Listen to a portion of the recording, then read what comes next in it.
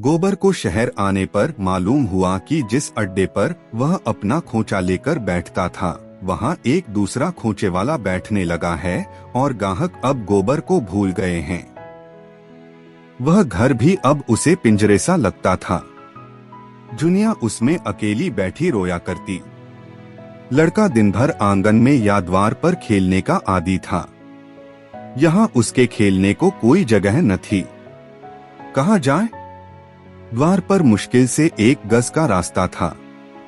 दुर्गंध उड़ा करती थी। गर्मी में कहीं बाहर लेटने बैठने की जगह नहीं।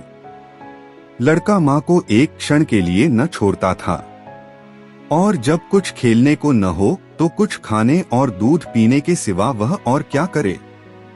घर पर कभी धनिया खिलाती, कभी रूपा, कभी सोना, कभी होरी, कभी पुनिया।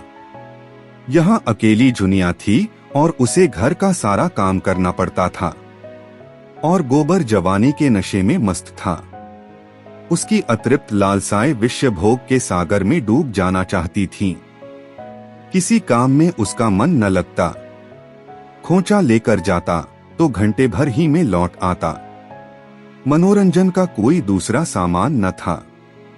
पड़ोस के मजदूर और इक्केवान रात रात भर ताश और जुआ खेलते थे।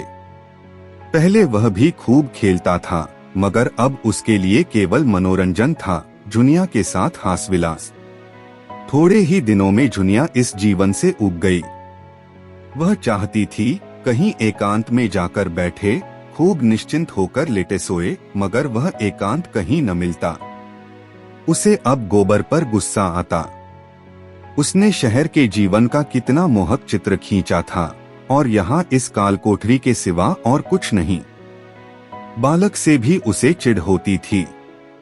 कभी कभी वह उसे मारकर बाहर निकाल देती और अंदर से किवाड़ बंद कर लेती। बालक रोते रोते बेदम हो जाता। उस पर विपत्ति यह कि उसे दूसरा बच्चा पैदा होने वाला था। कोई आगे न पीछे। अक्सर सिर में दर्द हुआ करता। खाने से अरुचि हो गई थी। ऐसी तंद्रा होती थी कि कोने में चुपचाप पड़ी रहे। कोई उससे न बोले चाले, मगर यहाँ गोबर का निष्ठुर प्रेम स्वागत के लिए द्वार खटखटाता रहता था। स्तन में दूध नाम को नहीं, लेकिन लल्लू छाती पर सवार रहता था। देह के साथ उसका मन भी दुर्बल हो गया। वह जो संकल्प करती उसे थोड़े से आग्रह पर तोड़ देती। वह लेटी होती और लल्लू आकर जबरदस्ती उसकी छाती पर बैठ जाता और स्तन मुंह में लेकर चबाने लगता। वह अब 2 साल का हो गया था। बड़े तेज दांत निकल आए थे। मुंह में दूध न जाता तो वह क्रोध में आकर स्तन में दांत काट लेता, लेकिन जुनिया में अब इतनी शक्ति भी न थी कि उसे छाती पर से ढकेल दे। उसे हरदम मौत सामने खड़ी नजर आती। पति और पुत्र किसी से भी उसे स्नेह न था। सभी अपने मतलब के यार हैं। बरसात के दिनों में जब लल्लू को दस्त आने लगे और उसने दूध पीना छोड़ दिया तो जुनिया को सिर से एक विपत्ति टल जाने का अनुभव हुआ। लेकिन जब 1 सप्ताह के बाद बालक मर गया तो उसकी स्मृति पुत्र स्नेह से सजीव होकर उसे रुलाने लगी। और जब गोबर बालक के मरने के 1 ही सप्ताह बाद फिर आग्रह करने लगा तो उसने क्रोध से जलकर कहा, तुम कितने पशु हो। जुनिया को अब लल्लू की स्मृति लल्लू से भी कहीं प्रिय थी। लल्लू जब तक सामने था वह उससे जितना सुख पाती थी उससे कहीं ज्यादा कष्ट पाती थी। अब लल्लू उसके मन में आ बैठा था, शांत, स्थिर, सुशील, सुहास। उसकी कल्पना में अब वेदनामय आनंद था जिसमें प्रत्यक्ष की काली छाया न थी।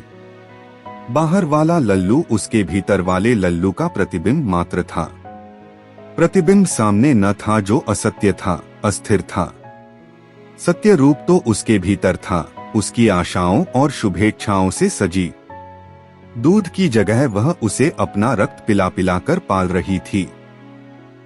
उसे अब वह बंद कोठरी और वह दुर्गंधमयी वायु और वह दोनों जून धुएं में जलना, इन बातों का मानो ज्ञान ही न रहा। वह स्मृति उसके भीतर बैठी हुई जैसे उसे शक्ति प्रदान करती रहती। जीते जी जो उसके जीवन का भार था मरकर उसके प्राणों में समा गया था। उसकी सारी ममता अंदर जाकर बाहर से उदासीन हो गई। गोबर देर में आता है या जल्द, रुचि से भोजन करता है या नहीं, प्रसन्न है या उदास, इसकी अब उसे बिल्कुल चिंता न थी। गोबर क्या कमाता है और कैसे खर्च करता है, इसकी भी उसे परवाह न थी। उसका जीवन जो कुछ था, भीतर था, बाहर वह केवल निर्जीव यंत्र थी। उसके शोक में भाग लेकर, उसके अंतर्जीवन में बैठकर गोबर उसके समीप जा सकता था, उसके जीवन का अंग बन सकता था, पर वह उसके बाह्य जीवन के सूखे तट पर आकर ही प्यासा लौट जाता था। एक दिन उसने रूखे स्वर में कहा, तो लल्लू के नाम को कब तक रोए जाएगी? 4-5 महीने तो हो गए। जुनिया ने ठंडी सांस लेकर कहा, तुम मेरा दुख नहीं समझ सकते। अपना काम देखो। मैं जैसी हूँ वैसी पड़ी रहने दो। तेरे रोते रहने से लल्लू लौट आएगा? जुनिया के पास इसका कोई जवाब न था। वह उठकर पतीली में कचालू के लिए आलू उबालने लगी। गोबर को ऐसा पाषाण हृदय उसने न समझा था। इस बेदर्दी ने लल्लू को उसके मन में और सजग कर दिया। लल्लू उसी का है, उसमें किसी का साझा नहीं, किसी का हिस्सा नहीं। अभी तक लल्लू किसी अंश में उसके हृदय के बाहर भी था, गोबर के हृदय में भी उसकी कुछ ज्योति थी। अब वह संपूर्ण रूप से उसका था। गोबर ने खोचे से निराश होकर शक्कर के मिल में नौकरी कर ली थी। मिस्टर खन्ना ने पहले मिल से प्रोत्साहित होकर हाल में यह दूसरा मिल खोल दिया था।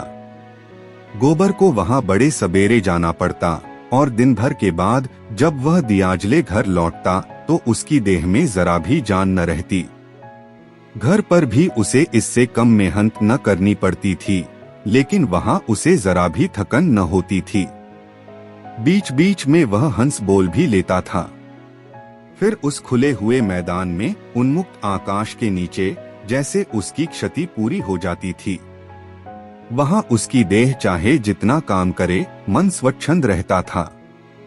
यहाँ देह की उतनी मेहनत न होने पर भी जैसे उस कोलाहल, उस गति और तूफानी शोर का उस पर बोझ सा लदा रहता था। यह शंका भी बनी रहती थी कि न जाने कब डांट पड़ जाए। सभी श्रमिकों की यही दशा थी। सभी ताड़िया शराब में अपनी दैहिक थकान और मानसिक अवसाद को डुबाया करते थे। गोबर को भी शराब का चस्का पड़ा। घर आता तो नशे में चूर और पहर रात गए और आकर कोई न कोई बहाना खोजकर जुनिया को गालियां देता, घर से निकालने लगता और कभी कभी पीट भी देता। जुनिया को अब यह शंका होने लगी कि वह रखेली है, इसी से उसका यह अपमान हो रहा है। ब्याहता होती तो गोबर की मजाल थी कि उसके साथ यह बर्ताव करता। बिरादरी उसे दंड देती, हुक्का पानी बंद कर देती। उसने कितनी बड़ी भूल की कि इस कपटी के साथ घर से निकल भागी। सारी दुनिया में हंसी भी हुई और हाथ कुछ न आया। वह गोबर को अपना दुश्मन समझने लगी। न उसके खाने पीने की परवाह करती, न अपने खाने पीने की। जब गोबर उसे मारता तो उसे ऐसा क्रोध आता कि गोबर का गला छुरे से रेत डाले। गर्भ ज्यों-ज्यों पूरा होता जाता है, उसकी चिंता बढ़ती जाती है। इस घर में तो उसकी मरण हो जाएगी। कौन उसकी देखभाल करेगा, कौन उसे संभालेगा? और जो गोबर इसी तरह मारता पीटता रहा, तब तो उसका जीवन नरक ही हो जाएगा। एक दिन वह बम्बे पर पानी भरने गई तो पड़ोस की एक स्त्री ने पूछा, क्या महीने का है रे? जुनिया ने लजाकर कहा, क्या जाने दीदी, मैंने तो गिना गिनाया नहीं है। दोहरी देह की, काली क्लूटी, नाटी, कुरूपा, बड़े बड़े स्तनों वाली स्त्री थी। उसका पति एक का हाँकता था और वह खुद लकड़ी की दुकान करती थी। जुनिया कई बार उसकी दुकान से लकड़ी लाई थी। इतना ही परिचय था। मुस्कुराकर बोली, मुझे तो जान पड़ता है, दिन पूरे हो गए हैं, आज ही कल में होगा। कोई दाई ठीक कर ली है? जुनिया ने भयातुर स्वर में कहा, मैं तो यहाँ किसी को नहीं जानती। तेरा मर्दुआ कैसा है जो कान में तेल डाले बैठा है? उन्हें मेरी क्या फिक्र? हाँ, देख तो रही हूँ। तुम तो सौर में बैठोगी, कोई करने धरने वाला चाहिए कि नहीं? सासन्नद देवरानी जेठानी कोई है कि नहीं? किसी को बुला लेना था, मेरे लिए सब मर गए। वह पानी लाकर जूठे बर्तन मांजने लगी तो प्रसव की शंका से हृदय में धड़कने हो रही थीं। सोचने लगी कैसे क्या होगा भगवान। उह, यही तो होगा, मर जाऊंगी, अच्छा है जंजाल से छूट जाऊंगी। शाम को उसके पेट में दर्द होने लगा। समझ गई विपत्ति की घड़ी आ पहुंची।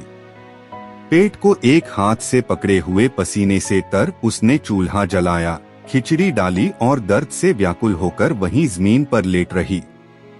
कोई 10 बजे रात को गोबर आया, ताड़ी की दुर्गंध उड़ाता हुआ। लटपटाती हुई ज़बान से उटपटांग बक रहा था, मुझे किसी की परवाह नहीं है। जिसे 100 दफे गरज हो रहे नहीं चला जाए। मैं किसी का ताव नहीं सह सकता, अपने माँ बाप का ताव नहीं सहा जिसने जन्म दिया, तब दूसरों का ताव क्यों सहूं? जमादार आंखें दिखाता है। यहाँ किसी की धौंस सहने वाले नहीं हैं। लोगों ने पकड़ न लिया होता तो खून पी जाता, खून। कल देखूंगा बचा को, फांसी ही तो होगी। दिखा दूंगा कि मर्द कैसे मरते हैं। हंसता हुआ, अकड़ता हुआ, मूंछों पर ताव देता हुआ फांसी के तख्ते पर जाऊं तो सही। औरत की जात कितनी बेवफा होती है। खिचड़ी डाल दी और टांग पसार कर सो रही। कोई खाए या न खाए उसकी बला से। आप मजे से फुलके उड़ाती है, मेरे लिए खिचड़ी। सता ले जितना सताते बने, तुझे भगवान सताएंगे जो न्याय करते हैं। उसने झुनिया को जगाया नहीं, कुछ बोला भी नहीं। चुपके से खिचड़ी थाली में निकाली और 2-4 कौर निगलकर बरामदे में लेट रहा। पिछले पहर उसे सर्दी लगी। कोठरी में कंबल लेने गया तो झुनिया के कराहने की आवाज सुनी। नशा उतर चुका था। पूछा, कैसा जी है झुनिया, कहीं दर्द है क्या? हाँ, पेट में जोर से दर्द हो रहा है। तूने पहले क्यों नहीं कहा? अब इस बखत कहाँ जाऊं? किससे कहती? मैं क्या मर गया था? तुम्हें मेरे मरने जीने की क्या चिंता? गोबर घबराया, कहाँ दाई खोजने जाए। इस वक्त वह आने ही क्यों लगी? घर में कुछ है भी तो नहीं। चुड़ैल ने पहले बता दिया होता तो किसी से 2-4 रुपए मांग लाता। इन्हीं हाथों में 150 रुपए हरदम पड़े रहते थे। 4 आदमी खुशामद करते थे। इस कुलच्छनी के आते ही जैसे लक्ष्मी रूठ गई। टकेटके को मुहताज हो गया। सहसा किसी ने पुकारा, यह क्या तुम्हारी घरवाली कराह रही है? दर्द तो नहीं हो रहा है? यह वही मोटी औरत थी जिससे आज जुनिया की बातचीत हुई थी। घोड़े को दाना खिलाने उठी थी। जुनिया का कराहना सुनकर पूछने आ गई थी। गोबर ने बरामदे में जाकर कहा, पेट में दर्द है, छटपटा रही है। यहाँ कोई दाई मिलेगी? वह तो मैं आज उसे देखकर ही समझ गई थी। दाई कच्ची सराय में रहती है।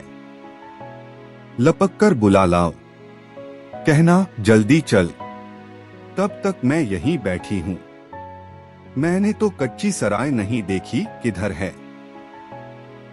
अच्छा, तुम उसे पंखा झलते रहो, मैं बुलाए लाती हूँ। यही कहते हैं, अनाड़ी आदमी किसी काम का नहीं। पूरा पेट और दाई की खबर नहीं। यह कहती हुई वह चल दी। इसके मुंह पर तो लोग इसे चूहिया कहते हैं, यही इसका नाम था, लेकिन पीठ पीछे मोटल्ली कहा करते थे। किसी को मोटल्ली कहते सुन लेती थी तो उसके साथ पुरखों तक चढ़ जाती थी। गोबर को बैठे 10 मिनट भी न हुए होंगे कि वह लौट आई और बोली, अब संसार में गरीबों का कैसे निबाह होगा।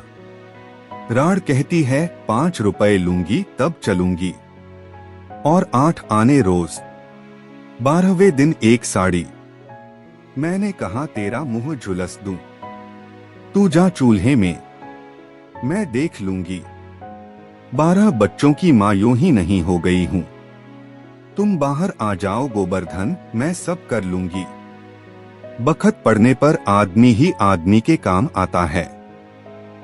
4 बच्चे जना लिए तो दाई बन बैठी। वह जुनिया के पास जा बैठी और उसका सिर अपनी जांघ पर रखकर उसका पेट सहलाती हुई बोली, मैं तो आज तुझे देखते ही समझ गई थी। सच पूछो तो इसी धड़के में आज मुझे नींद नहीं आई। यहाँ तेरा कौन सगा बैठा है? जुनिया ने दर्द से दांत जमाकर सी करते हुए कहा, अब न बचूंगी दीदी। हाय, मैं तो भगवान से मांगने न गई थी। एक को पाला पोसा, उसे तुमने छीन लिया तो फिर इसका कौन काम था? मैं मर जाऊं माता तो तुम बच्चे पर दया करना, उसे पाल पोस लेना, भगवान तुम्हारा भला करेंगे। चूहिया स्नेह से उसके केश सुलझाती हुई बोली, धीरज धर बेटी, धीरज धर, अभी क्षण भर में कष्ट कटा जाता है। तूने भी तो जैसे चुप्पी साध ली थी, इसमें किस बात की लाज? मुझसे बता दिया होता तो मैं मौलवी साहब के पास से तावीज ला देती, वही मिर्जाजी जो इस हाते में रहते हैं।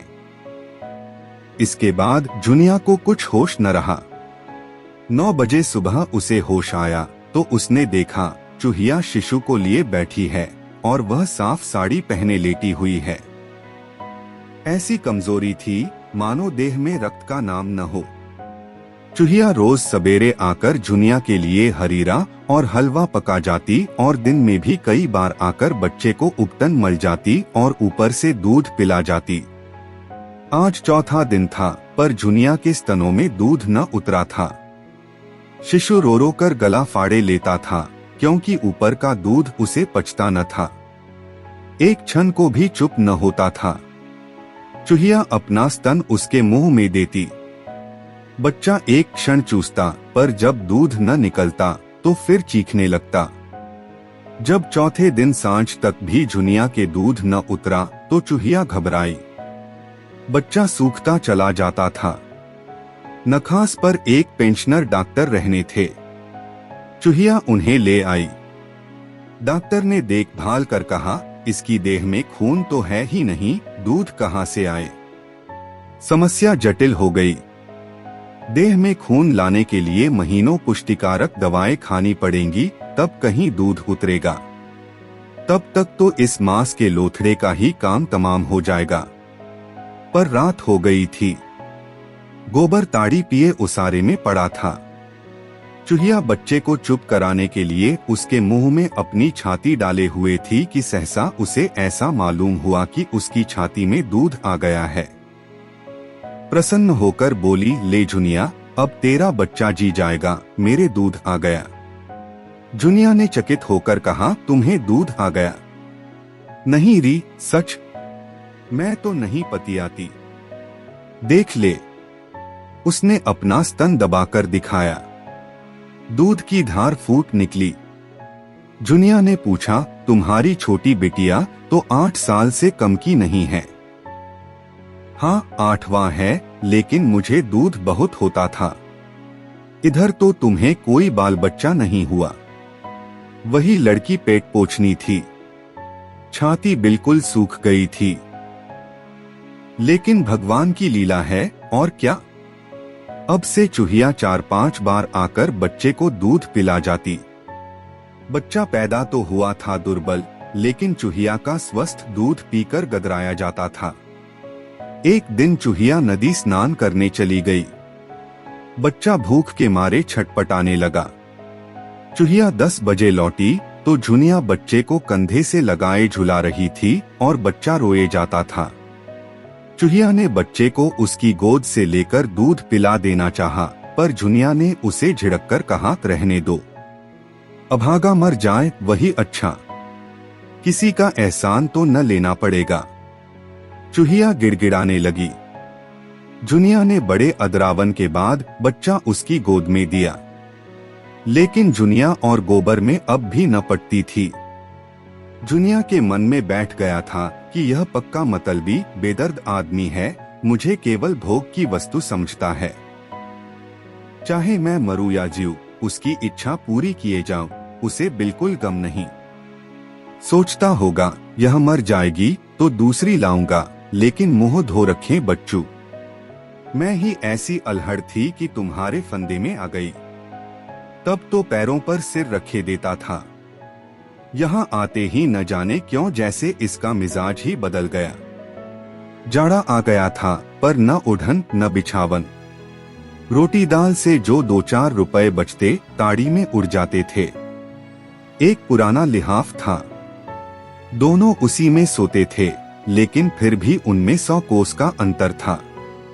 दोनों एक ही करवट में रात काट देते। गोबर का जी शिशु को गोद में लेकर खेलाने के लिए तरसकर रह जाता था। कभी कभी वह रात को उठाकर उसका प्यारा मुखड़ा देख लिया करता, लेकिन जुनिया की ओर से उसका मन खींचता था। जुनिया भी उससे बात न करती, न उसकी कुछ सेवा ही करती, और दोनों के बीच में यह मालिन्य समय के साथ लोहे के मोचेर की भांति गहरा, दृढ़ और कठोर होता जाता था। दोनों एक दूसरे की बातों का उल्टा ही अर्थ निकालते, वही जिससे आपस का द्वेष और भड़के। और कई दिनों तक एक एक वाक्य को मन में पाले रहते और उसे अपना रक्त पिला पिलाकर एक दूसरे पर झपट पड़ने के लिए तैयार करते रहते, जैसे शिकारी कुत्ते हों। उधर गोबर के कारखाने में भी आए दिन एक न एक हंगामा उठता रहता था। अब की बजट में शक्कर पर ड्यूटी लगी थी। मिल के मालिकों को मजूरी घटाने का अच्छा बहाना मिल गया। ड्यूटी से अगर 5 की हानि थी तो मजूरी घटा देने से 10 का लाभ था। इधर महीनों से इस मिल में भी यही मसला छिड़ा हुआ था। मजूरों का संघ हड़ताल करने को तैयार बैठा हुआ था। इधर मजूरी घटी और उधर हड़ताल हुई। उसे मजूरी में धेले की कटौती भी स्वीकार न थी। जब इस तेजी के दिनों में मजूरी में एक धेले की भी बढ़ती नहीं हुई, तो अब वह घाटे में क्यों साथ दे। मिर्जा खुर्शेद संघ के सभापति और पंडित ओंकारनाथ बिजली संपादक मंत्री थे। दोनों ऐसी हड़ताल कराने पर तुले हुए थे कि मिल मालिकों को कुछ दिन याद रहे। मजूरों को भी हड़ताल से क्षति पहुंचेगी, यहाँ तक कि हजारों आदमी रोटियों को भी मुहताज हो जाएंगे। इस पहलू की ओर उनकी निगाह बिल्कुल न थी। और गोबर हड़तालियों में सबसे आगे था। उद्दंड स्वभाव का था ही, ललकारने की जरूरत थी। फिर वह मारने मरने को न डरता था। एक दिन जुनिया ने उसे जी कड़ा करके समझाया भी, तुम बाल बच्चे वाले आदमी हो, तुम्हारा इस तरह आग में कूदना अच्छा नहीं। इस पर गोबर बिगड़ उठा, तू कौन होती है मेरे बीच में बोलने वाली? मैं तुझसे सलाह नहीं पूछता। बात बढ़ गई और गोबर ने जुनिया को खूब पीटा। चूहिया ने आकर जुनिया को छुड़ाया और गोबर को डांटने लगी। गोबर के सिर पर शैतान सवार था। लाल लाल आंखें निकालकर बोला, तुम मेरे घर में मत आया करो चूहा, तुम्हारे आने का कुछ काम नहीं। चूहिया ने व्यंग के साथ कहा, तुम्हारे घर में न आऊंगी तो मेरी रोटियां कैसे चलेंगी? यहीं से मांग जांच कर ले जाती हूँ, तब तवा गर्म होता है। मैं न होती लाला तो यह बीबी आज तुम्हारी लातें खाने के लिए बैठी न होती। गोबर घूंसा तानकर बोला, मैंने कह दिया, मेरे घर में न आया करो। तुम्ही ने इस चुड़ैल का मिजाज आसमान पर चढ़ा दिया है। चूहिया वहीं डटी हुई निहशंक खड़ी थी, बोली, अच्छा अब चुप रहना गोबर।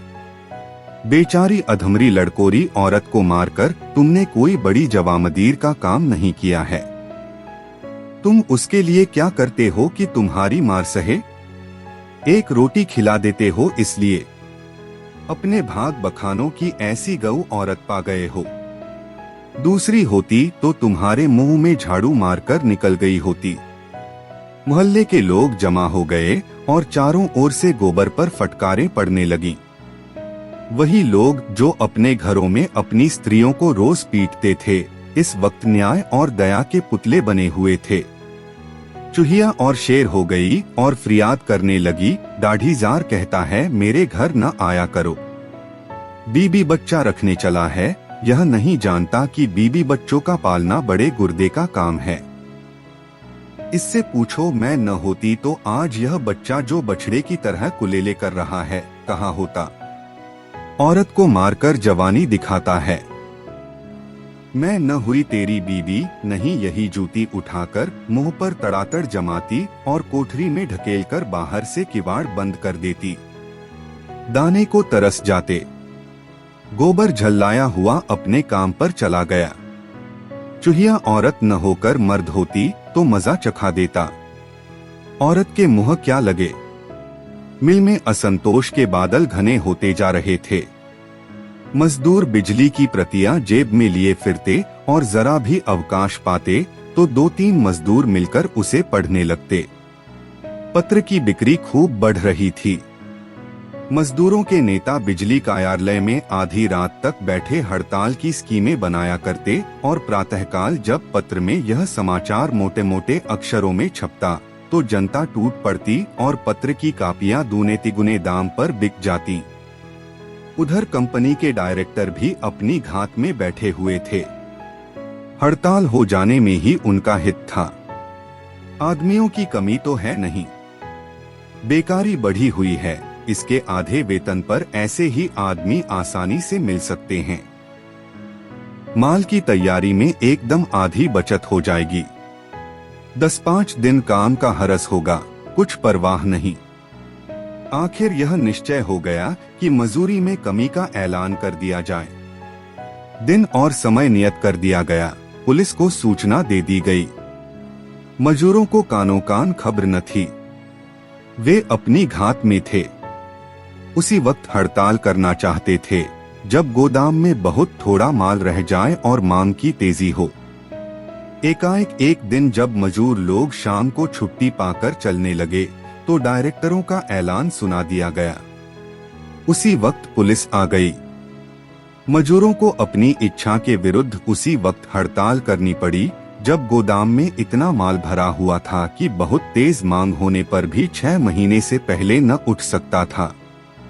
मिर्जा खुर्शेद ने यह खबर सुनी तो मुस्कराए, जैसे कोई मनस्वी योद्धा अपने शत्रु के रणकौशल पर मुग्ध हो गया हो। एक क्षण विचारों में डूबे रहने के बाद बोले, अच्छी बात है। अगर डायरेक्टरों की यही इच्छा है तो यही सही। हालतें उनके मुआफिक हैं, लेकिन हमें न्याय का बल है। वह लोग नए आदमी रखकर अपना काम चलाना चाहते हैं। हमारी कोशिश यह होनी चाहिए कि उन्हें एक भी नया आदमी न मिले। यही हमारी फतह होगी। बिजली कार्यालय में उसी वक्त खतरे की मीटिंग हुई। कार्यकारिणी समिति का भी संगठन हुआ। पदाधिकारियों का चुनाव हुआ और 8 बजे रात को मजूरों का लंबा जुलूस निकला। 10 बजे रात को कल का सारा प्रोग्राम तय किया गया और यह ताकीद कर दी गई कि किसी तरह का दंगा फसाद न होने पाए। मगर सारी कोशिश बेकार हुई। हड़तालियों ने नए मजूरों का टिड्डी दल मिल के द्वार पर खड़ा देखा तो इनकी हिंसावृत्ति काबू के बाहर हो गई। सोचा था 100-100, 50-50 आदमी रोज भर्ती के लिए आएंगे। उन्हें समझा बुझाकर या धमका कर भगा देंगे। हड़तालियों की संख्या देखकर नए लोग आप ही भयभीत हो जाएंगे, मगर यहाँ तो नक्शा ही कुछ और था। अगर यह सारे आदमी भर्ती हो गए, हड़तालियों के लिए समझौते की कोई आशा ही न थी। तय हुआ कि नए आदमियों को मिल में जाने ही न दिया जाए। बल प्रयोग के सिवा और कोई उपाय न था। नया दल भी लड़ने मरने पर तैयार था। उनमें अधिकांश ऐसे भूखमरे थे जो इस अवसर को किसी तरह भी न छोड़ना चाहते थे। भूखों मर जाने से या अपने बाल बच्चों को भूखों मरते देखने से तो यह कहीं अच्छा था कि इस परिस्थिति से लड़कर मरें। दोनों दलों में फौजदारी हो गई। बिजली संपादक तो भाग खड़े हुए, बेचारे मिर्जाजी पिट गए और उनकी रक्षा करते हुए गोबर भी बुरी तरह घायल हो गया। मिर्जाजी पहलवान आदमी थे और मंजे हुए फिकैत अपने ऊपर कोई गहरा वार न पड़ने दिया। गोबर गवार था, पूरा लठ मारना जानता था पर अपनी रक्षा करना न जानता था, जो लड़ाई में मारने से ज्यादा महत्व की बात है। उसके एक हाथ की हड्डी टूट गई, सिर खुल गया और अंत में वह वहीं ढेर हो गया। कंधों पर अनगिनती लाठियां पड़ी थीं, जिससे उसका एक एक अंग चूर हो गया था। हड़तालियों ने उसे गिरते देखा तो भाग खड़े हुए। केवल 10-12 जचे हुए आदमी मिर्जा को घेर कर खड़े रहे। नए आदमी विज्ञप्ता का उड़ाते हुए मिल में दाखिल हुए और पराजित हड़ताली अपने हताहतों को उठा उठाकर अस्पताल पहुंचाने लगे, मगर अस्पताल में इतने आदमियों के लिए जगह न थी। मिर्जाजी तो ले लिए गए। गोबर की मरहम पट्टी करके उसके घर पहुंचा दिया गया। जुनिया ने गोबर की वह चेष्टाहीन लोथ देखी तो उसका नारीत्व जाग उठा। अब तक उसने उसे सबल के रूप में देखा था, जो उस पर शासन करता था, डांटता था, मारता था। आज वह अपंग था, निस्सहाय था, दयनीय था। जुनिया ने खाट पर झुककर आंसू भरी आंखों से गोबर को देखा और घर की दशा का ख्याल करके उसे गोबर पर एक ईर्ष्यामय क्रोध आया।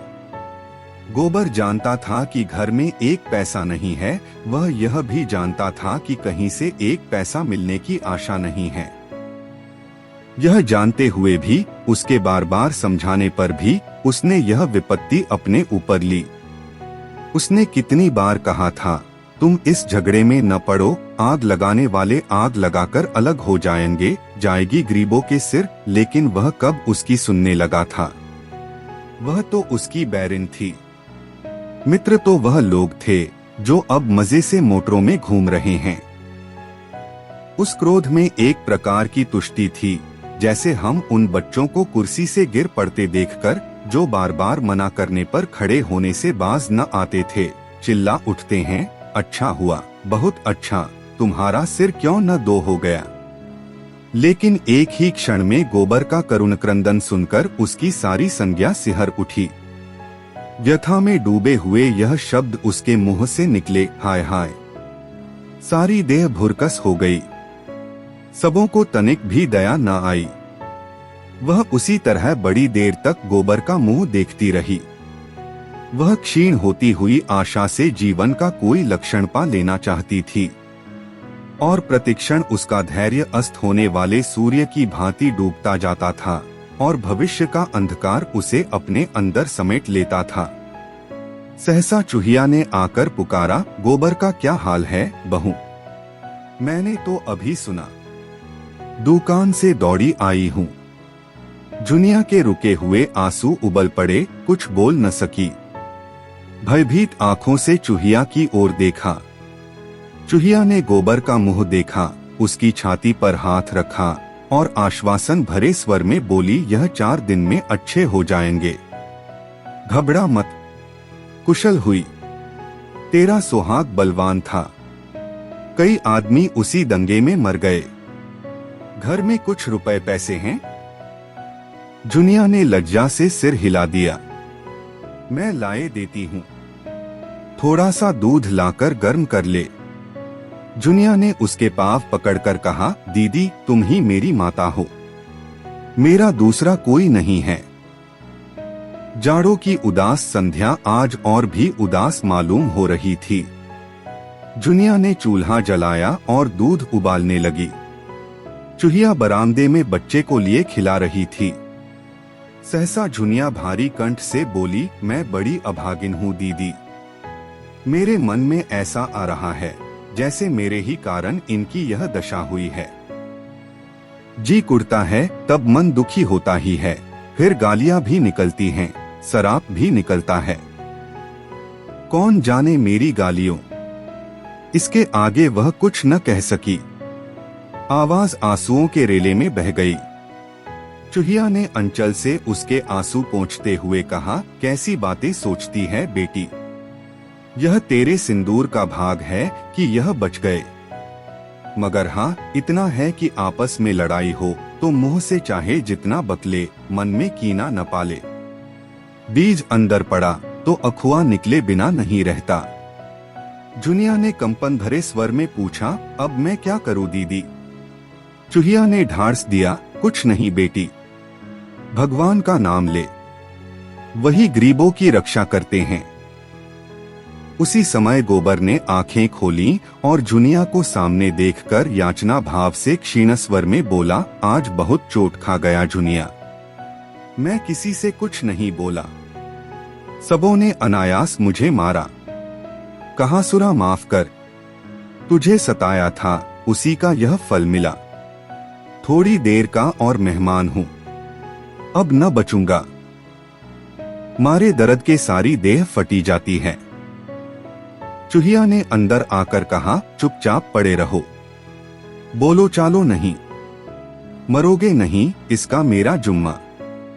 गोबर के मुख पर आशा की रेखा झलक पड़ी, बोला, सच कहती हो, मैं मरूंगा नहीं? हाँ, नहीं मरोगे। तुम्हें हुआ क्या है? जरा सिर में चोट आ गई है और हाथ की हड्डी उतर गई है। ऐसी चोटें मर्दों को रोज ही लगा करती हैं। इन चोटों से कोई नहीं मरता। अब मैं जुनिया को कभी न मारूंगा।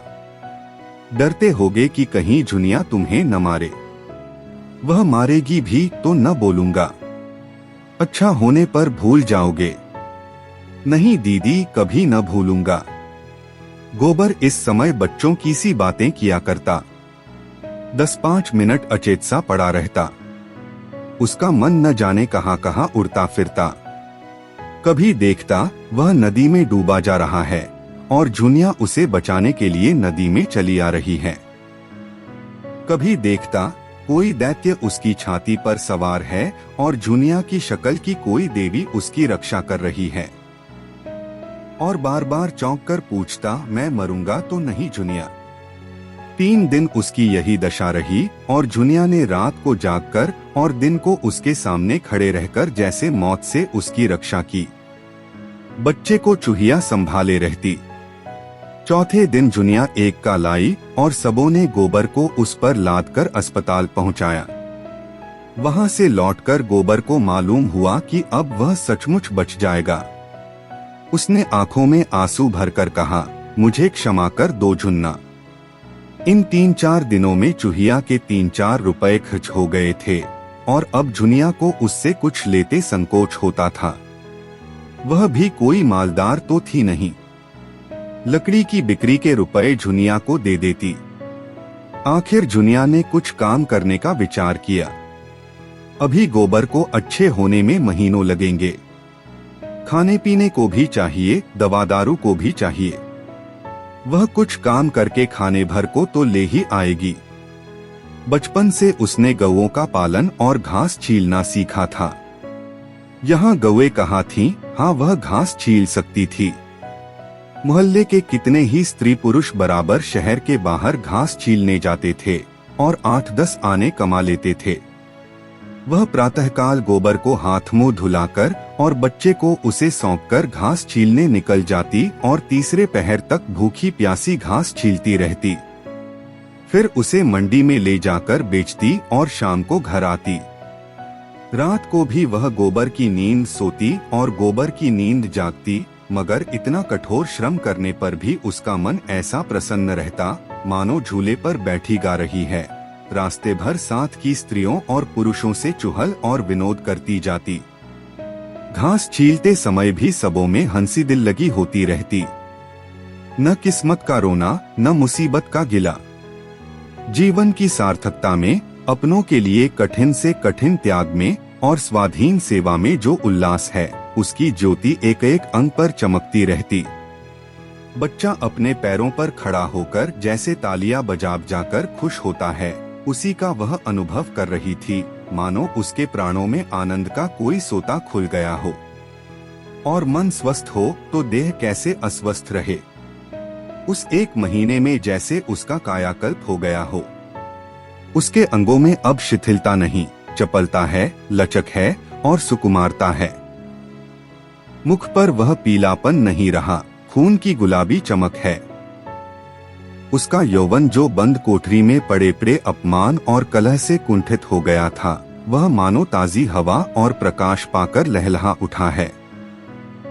अब उसे किसी बात पर क्रोध नहीं आता। बच्चे के जरा सा रोने पर जो वह झुंझला उठा करती थी, अब जैसे उसके धैर्य और प्रेम का अंत ही न था। इसके खिलाफ गोबर अच्छा होते जाने पर भी कुछ उदास रहता था। जब हम अपने किसी प्रियजन पर अत्याचार करते हैं और जब विपत्ति आ पड़ने से हम में इतनी शक्ति आ जाती है कि उसकी तीव्र व्यथा का अनुभव करें, तो उससे हमारी आत्मा में जागृति का उदय हो जाता है और हम उस बेजा व्यवहार का प्रायश्चित करने के लिए तैयार हो जाते हैं। गोबर वही प्रायश्चित के लिए व्याकुल हो रहा था। अब उसके जीवन का रूप बिल्कुल दूसरा होगा, जिसमें कटुता की जगह मृदुता होगी, अभिमान की जगह नम्रता। उसे अब ज्ञात हुआ कि सेवा करने का अवसर बड़े सौभाग्य से मिलता है और वह इस अवसर को कभी न भूलेगा।